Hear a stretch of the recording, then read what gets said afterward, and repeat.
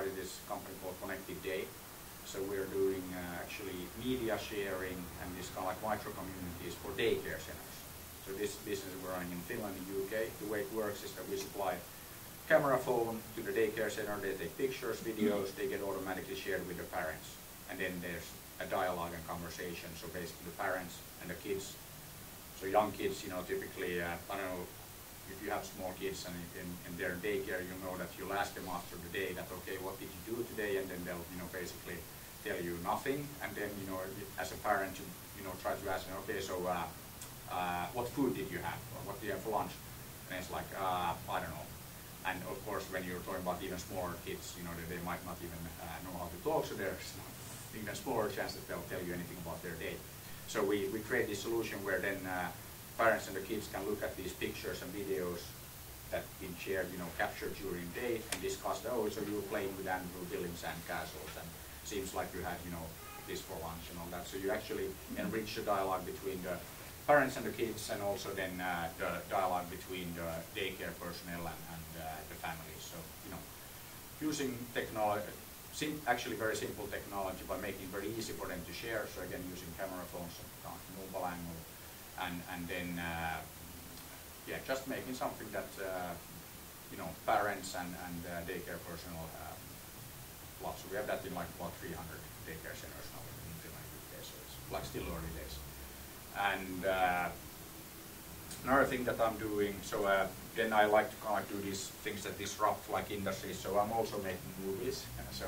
So one of the things that I'm actually doing something called Rekka movie with a couple of guys from Tampere in Finland, and you probably never heard of Tampere, but it's like in the middle of Finland.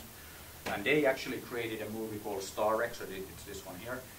And it's a you know, science fiction movie in Finnish, so it's in Finnish language, not, you know, like the most spoken language in the world, only like 5.3 million people. But anyway, so they made that, and they are not movie makers, you know, and they then to make the movie, they actually asked people all around the world for help. So they were doing crowdsourcing without, you know, knowing that they were doing crowdsourcing. So what happened was that then about 600 people contributed to the movie, you know, making spaceship designs, contributing bits and pieces of the script. So it was a collaborative effort. And it took actually many years to make this, and if you can actually download, say, starrec.com, you can find the movie, but it's a full feature-length movie that cost, you know, nothing to make. It has Hollywood quality special effects, so it's really, you know, some of the stuff that you'll see in the movie, it took 2 months calendar time to render, because it was rendered on Samuli. So Samuli is one of the guys, his you know, PC sitting in his kitchen, so that was like the data center or render farm. So it took 2 months calendar time to render some of those scenes. So, you know, it's like tough luck if, you know, something happens after 1 month, you know, so then you have to do it all over again. But that's, again, but anyways, they got the community going, and then once they had the movie done, it was like, okay, what do we do with this? It's not, you know, a Star Trek Babylon 5 kind of like parody. So then, you know, they actually decided, okay, let's just distribute it for free online. And then what happened was that 8 million people, you know, today has downloaded that. And then Universal wanted to do the commercial DVD, and then they sold a bunch of t-shirts. So then this project that cost nothing to produce, so kind of Wikipedia approach to making that, you know, with the 600 people around the world, so far generated like 700,000 euros in revenue, which is, you know, not a lot for, you know, compared to a Hollywood blockbuster, but on the other hand, it didn't cost anything to make either. So what we're doing with this Rekka movie thing is we're applying open source thinking to movie making. And again, you know, the Finnish connection there, that we did the same in the software industry. So we gave the world Linux, MySQL, and now we're going to wreck Hollywood. So that's kind of like our plan. And we have now Rekka movie. We have over 250 movies under production, 150 countries, and we're already the world's largest collaborative movie making site. So, you know, it's live at rekkamovie.com. So if you want to check that out, you know, just go there and register, and you can make movies. So that's what I'm doing there. And then another project, also then disrupting the games industry. So this is the 4th console platform. So this is a company called Baltic in Oulu. They've been developing this now for the last 4 years.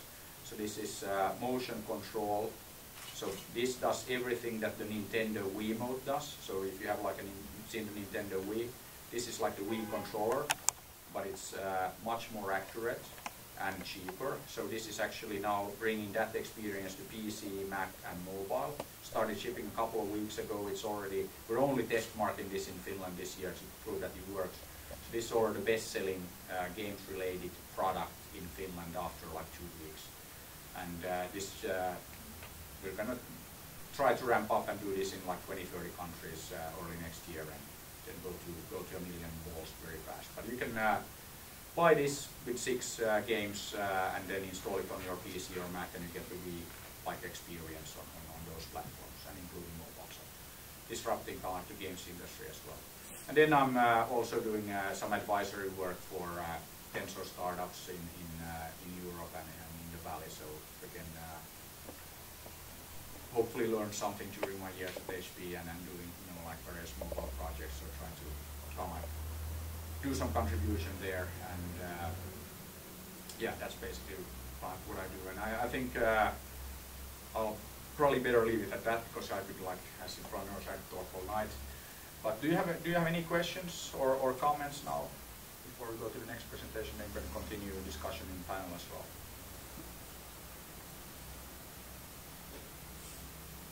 No? Do you do shipping of those games? Yeah, so we're basically only shipping this in Finland. So you can buy the ball and 6 games, and it's priced the same as the average PC game. So in Finland, it's priced, the ball and the 6 PC games cost 54.90 euros. In US, probably gonna have to do it for like 49 bucks, because that's what PC games cost there. And then the business model is that, okay, we make some money on shipping the balls, but we have our own app store, so then you can buy more games, and we have an open SDK, so people can develop more. So that's why I talk about like the 4th console, because it's a controller, but it's actually like it's a platform. So that's and I can show you some of these games, like later tonight. So like my PC is somewhere there. Anyway.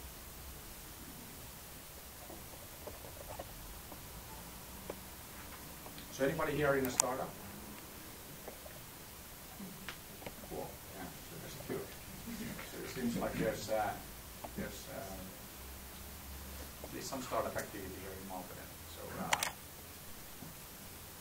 so what was I kind of like somewhat on the mark with about the attitude towards entrepreneurship here in Malta, or what kind of environment is it for entrepreneurs here? I think you are pretty accurate actually in saying that we're not used to the idea of failure being okay.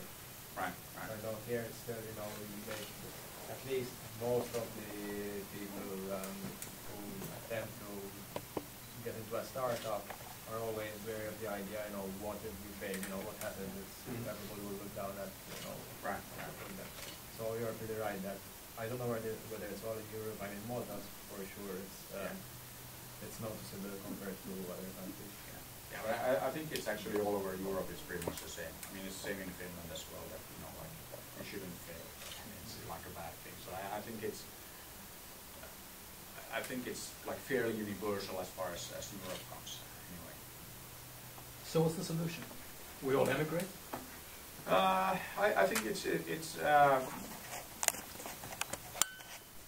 the only I don't think there's any like quick fix, but I think that also, as I said, I'm a big believer in this kind of having role models and all of that. So I think it's very important then when you have like successful people, then that they're also okay sharing that, hey, yeah, but before I did this, I failed miserably at this company. I mean, like it's I think it's only like time. It will take time and kind of like a change in culture and just talking about this. I mean, like in the Valley, there's even like this fail con. So like where people who fail, start they like share their experiences. And I think that's like a brilliant idea. It's just because you learn so much more from failure than from success. I mean, you might just like be lucky and do like an amazing startup, but you have like no clue why it worked. But like typically when you fail, you analyze and you learn, and then you know how to avoid these kind of things. And I think one you know, like